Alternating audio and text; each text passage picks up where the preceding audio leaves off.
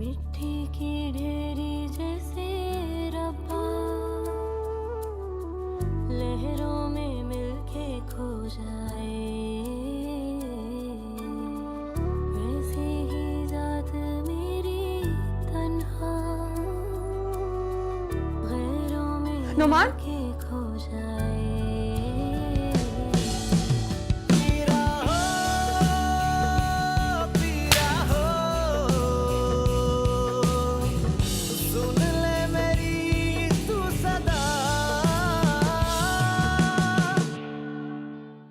और मोमिना की वजह से तो एक ताल्लुक सा बन गया है। समीर बहुत इसकी तारीफ करता है। मोमिना ने ऑफिस में अपनी एक जगह बना ली है। माशाल्लाह बहुत मेहनती और अच्छी बच्ची है। अब तुम मुझसे जबान चलाओगी? क्यों? क्या जबान सिर्फ तुम्हारे ही मुंह में है? अच्छा, अपनी बकवास बंद करो और रोटियां बनाओ। मैं तुम्हारी नौकर नहीं हूँ, तुम्हारा शौहर है ना, तो बनाओ उसके लिए रोटियां और ले जाना अंदर। इस दुनिया से तो चली गई है मगर हमारे दिल से कभी नहीं जा सकती। हमने खुद को दुनियादारी में तो मसरूफ कर लिया है मगर उनको कभी हम भुला नहीं सकते। सुन ले मेरी तू सदा।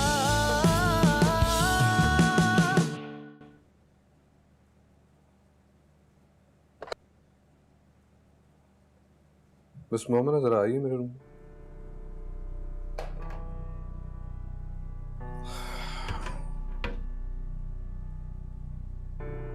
आइए बैठिए। मैंने तौकीर साहब से बात की है। क्या कहा उन्होंने? देखिए, वो मेरे बड़े अच्छे दोस्त हैं और उम्र में मुझसे बड़े हैं, मगर वो मेरे कारोबारी मामलात में बड़े अच्छे साथी हैं।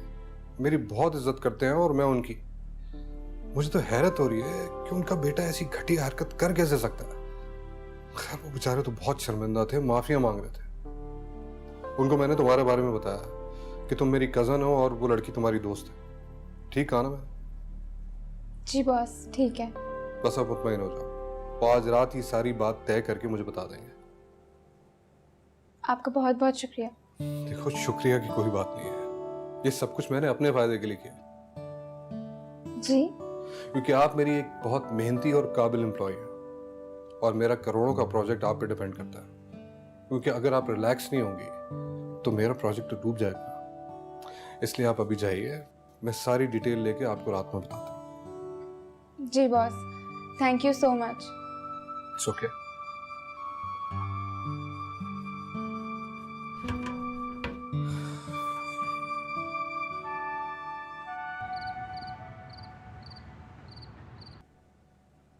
क्या मैं सारा को बता दूं कि तुम्हारा काम हो गया है? मगर बॉस का फोन नहीं आया अब तक। पहले सब कंफर्म हो जाए फिर बता दूंगी। हेलो, अस्सलाम वालेकुम। वालेकुम सलाम। तौकीर साहब ने सारा मामला हैंडल कर लिया। उन्होंने अपने बेटे की अच्छी खासी खबर ली है। उन्होंने उससे सारी चीज़ें भी निकलवा ली हैं, तो सारी चीज़ें उन्हीं के पास हैं। तो आप जाके उनसे रिसीव कर लें। Thank you so much sir. इसकी कोई ज़रूरत नहीं है, बस दुआ कीजिएगा मेरे लिए। Sure boss. अच्छा, तो आप जाके सुबह ही उनसे ये सारी चीज़ें रिसीव कर लें। ठीक है? रिसीव कर लेंगे ना? जी, मैं कर लूँगी। और वो सारी चीज़ें लेकर आप फ़ौरन ज़ाया कर देंगी। जी जी, मैं समझ गई हूँ। एड्रेस तो है ना आपके पास? मैं कल अकेली चली जाऊँ? कोई रिस्क तो नहीं ना? आप तो बहुत समझदार हैं मिस मोमिना। और तौकीर साहब इंतहाई शरीफ और नफ्स इंसान। तो आप बिला खौफ उनके पास जाइए। आप मेरे रेफरेंस से जा रही हैं तो पूरे एतमाद से जाइए। ठीक है। अच्छा, तो मैं कॉल करके उन्हें भी बता देता हूँ कि आप आ रही हैं। ठीक है? ठीक है। ओके, अल्लाह हाफिज़।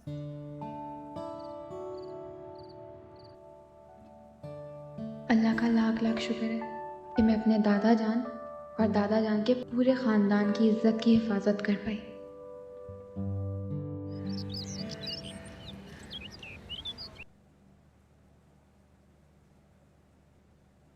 सारा, तुम्हारा काम हो गया। रियली? हाँ, मैं अभी अरसलान के घर जा रही हूँ और वो सारी चीज़ें उससे डिलीट करवा दूँगी। आर यू श्योर वो ऐसा करेगा? हाँ, उसे करना पड़ेगा। मैंने इतनी स्ट्रॉन्ग सोर्स लगाई है, बात उसके फादर तक पहुंच गई है तो उससे डिलीट करनी होगी। मैं तुम्हारे साथ चलूं? नहीं नहीं, इसकी कोई ज़रूरत नहीं है। तुम्हें देख के खामा वो गुस्से में आएगा और बात खराब हो जाएगी। मैं ये सब कुछ खुद कर लूँगी। Thank you so much Momna. It's okay, bye. Bye.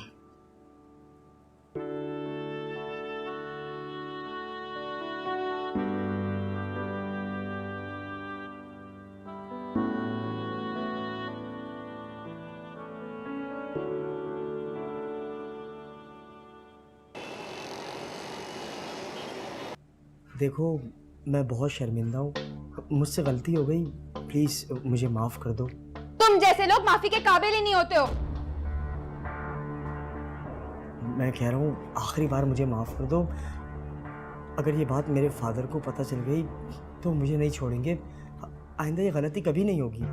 आइंदा ऐसी गलती होनी भी नहीं चाहिए। तुम्हारे लिए यही बेहतर होगा, वरना अभी तो मैं अकेले आई हूँ, अगली बार पुलिस को साथ लेकर आऊंगी। समझ आई? जी, ये प्रूफ्स भी आप अपने पास रखें।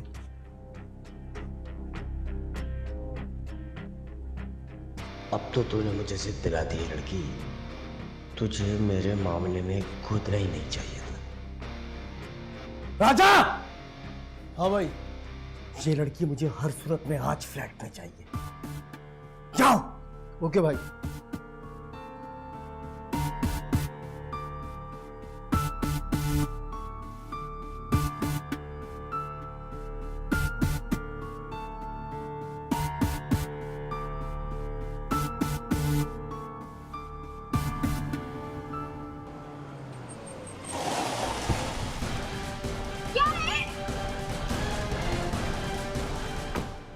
वैसे तुमने मुझे बताया नहीं कि तुम्हारी फ्रेंडशिप है या नहीं, वैसे वाली।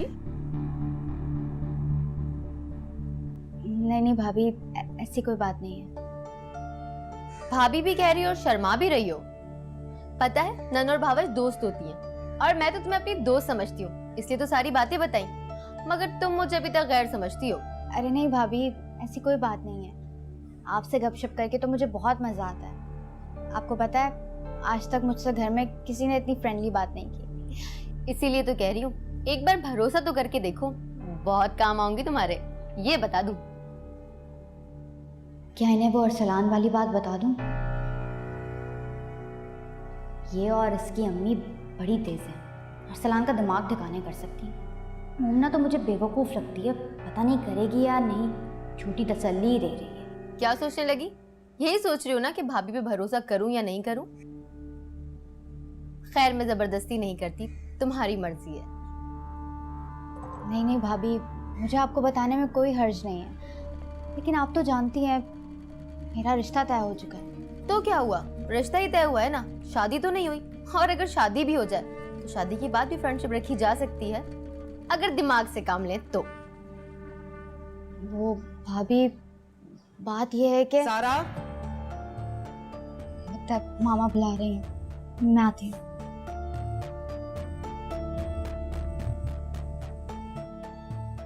बताओगी कैसे नहीं, मैं अगलवा के रहूंगी। तुम जैसी दिखती हो वैसी हो नहीं, मुझे अंदाजा हो गया है।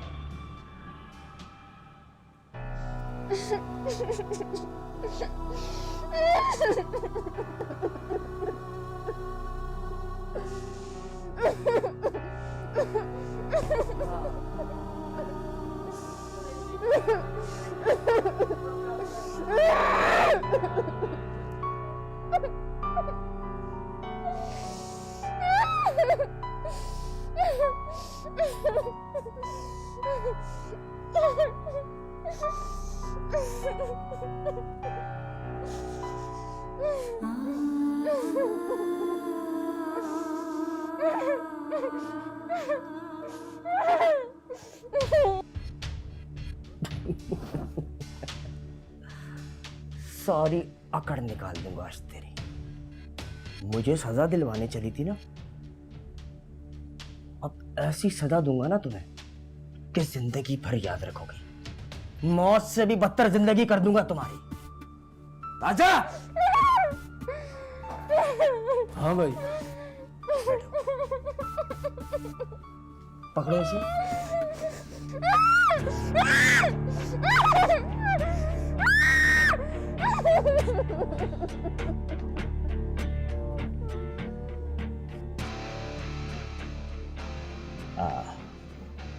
राजा जी भाई। अब मैंने जैसे तुम्हें कहा था ना पिक्चर्स बनाने का अच्छे अच्छे पोस्टों के साथ, फिक्र ना करें भाई, समझो हो गया। चलो अब इसका टेप हटाओ। हाँ भाई। आराम से हटाना। हाँ, बेबी के होंठ बहुत नाजुक है। ओ थोड़ा आराम से ना, दर्द होगा।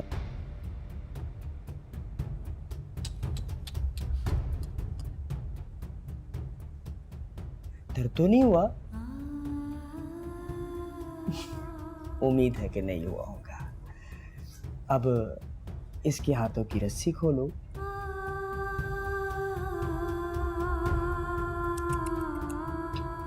बहुत जोर से बांध दिए थे, दर्द तो हुआ होगा।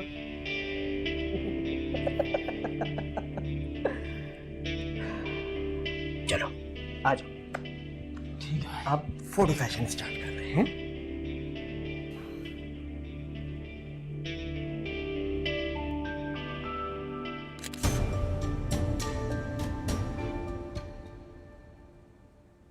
मेरे होते हुए तुम इस तरह क्यों सोचती हो?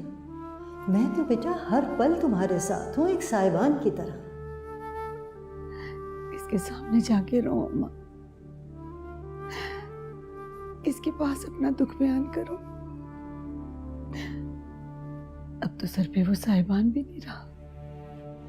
देखो बेटा, हर एक की जिंदगी में मुश्किलात तो आती हैं, लेकिन अगर तहम्मुल और बुर्दबारी के साथ इनका मुकाबला किया जाए ना, तो तमाम मुश्किलें आसान हो जाती हैं। अम्मी, मैं कब पूरे घर में आपको ढूंढ और आप यहाँ? क्या बात है अम्मी, आप रो रही हैं? बस बेटा, ऐसे ही आंखों में आंसू आ गए।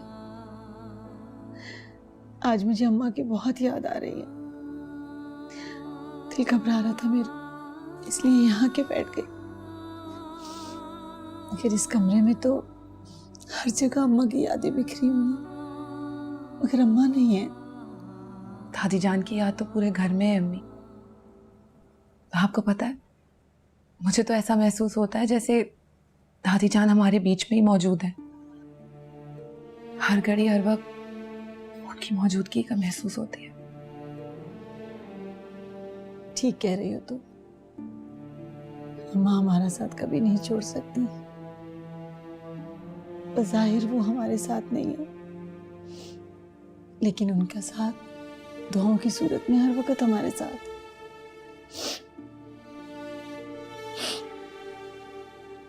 अच्छा बेटा, ये बताओ, खाना बना लिया? अम्मी वो बीबी बना रही है। अच्छा बेटे, चलो ठीक है। मैं भी थोड़ी देर में सिपारा पढ़ती हूँ ताकि दिल की वहशत दूर हो जाए। अल्लाह सब खैर करेगा। अच्छा अम्मी, खाने से पहले वाली दवाई जरूर खा लीजिएगा, मैं यही कहने आई थी। हाँ बेटा।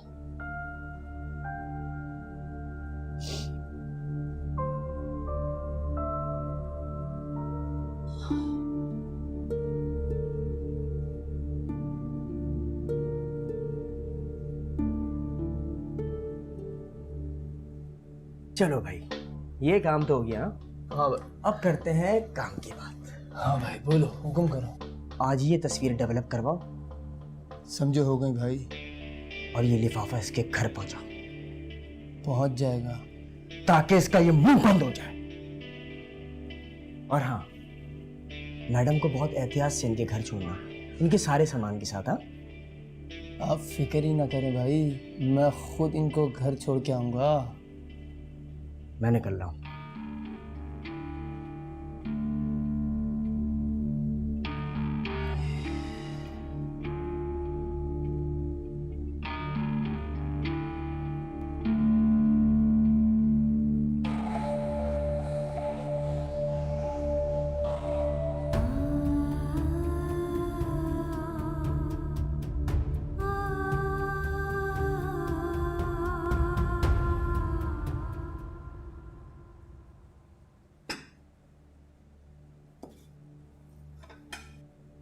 तुम्हें क्या ज़रूरत थी पापा को कंगन के बारे में बताने की?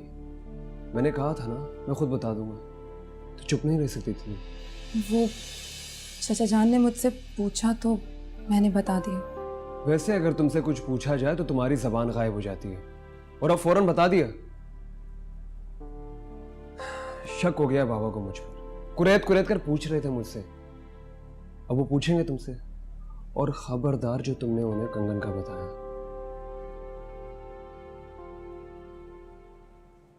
मेरा बिजनेस सेट होगा तो मैं तुम्हें नई ज्वेलरी बना के दे दूंगा, समझी? जी।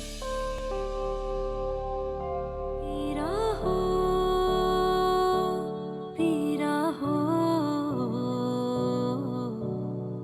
सुन ले मेरी तू सदा।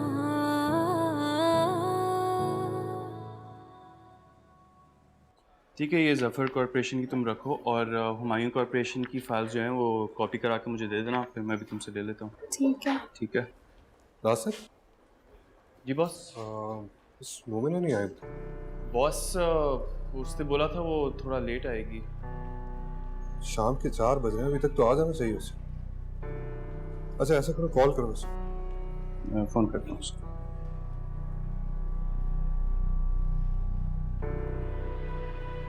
बॉस उसका फ़ोन तो बंद जा रहा है। उसका फ़ोन कभी बंद जाता नहीं है, वैसे पता नहीं क्या मसला है। कोई दूसरा नंबर नहीं, उसकी फैमिली में से किसी और का नंबर नहीं है? उसको फ़ोन करो। नहीं बॉस, मेरे पास नहीं है। इंतज़ार ही कर सकते हैं।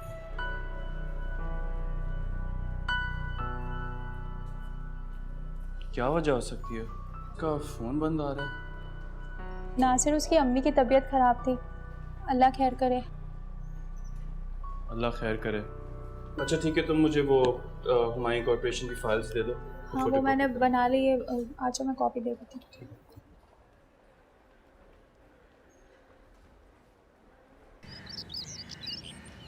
बात सुनो, मासूमा को और भाभी को बुला के लेके आओ।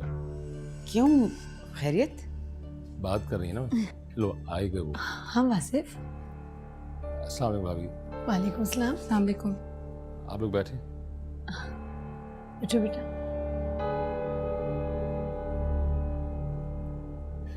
भाभी ये बताइए कि ये ज्वेलरी का क्या किस्सा है, आपको तो पता होगा। एक्चुअली मैंने नुमान की और मासूमा की गुफ्तगू सुनी थी। मैं सिर्फ ये जानना चाहता हूँ कि नुमान ने मासूमा से ज्वेलरी क्यों ली है। उस वक्त से मेरा जहन उलझा हुआ बुरी तरीके से। ये तो तुम मासूमा से ही पूछो, मुझे भी इसने अभी बताया। अगर ये मुझे पहले बता देती तो मैं ऐसा हरगिज नहीं करने देती। हाँ मासूमा,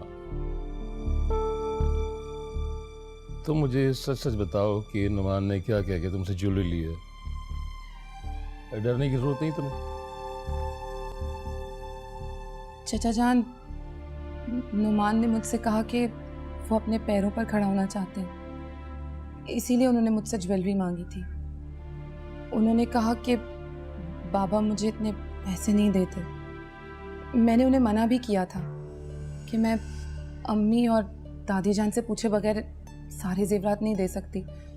तो उन्होंने मुझसे कहा कि क्या मुझसे ज़्यादा तुम्हें वो अजीज़ हैं, अगर अपना घर बसाना चाहती हो तो दे दो। तो मैंने दे दिए। अच्छा भाभी, वैसे कितने सेट होंगे? तकरीबन 3 सेट थे, और कंगन और चूड़ियाँ वगैरह मिला के 8-10 लाख का तो होगा। 8-10 लाख की ज्वेलरी?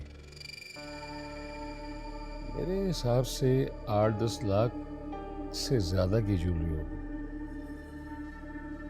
लेकिन समझ में मेरे ये नहीं आ रहा है कि ऐसा कौन सा बिजनेस स्टार्ट कर रहा है जो मुझे भी नहीं बताया उसने। नायरा, तुम्हें कुछ बताया उसने? मुझे क्या मालूम, बल्कि मैं तो इस बात पे यकीन करने को तैयार नहीं कि नुमान ने इससे जेवरात लिए होंगे।